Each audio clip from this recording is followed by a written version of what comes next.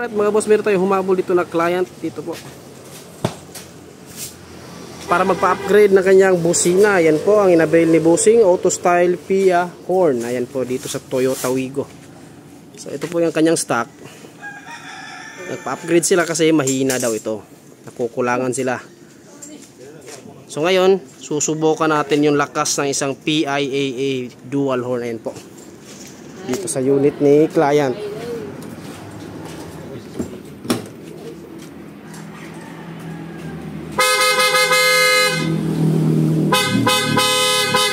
Yun, PIAA Auto Style po mga boss. Yan.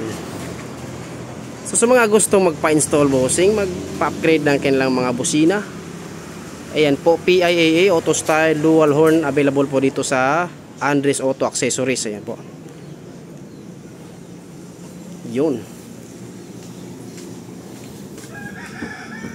Alright mga boss, again this is PIAA Auto Style horn, installed dito sa Toyota Wigo ng ating client. So mga Bossing, ang ating location nandito po sa Diversion Road, Baraopol, Misamis Oriental.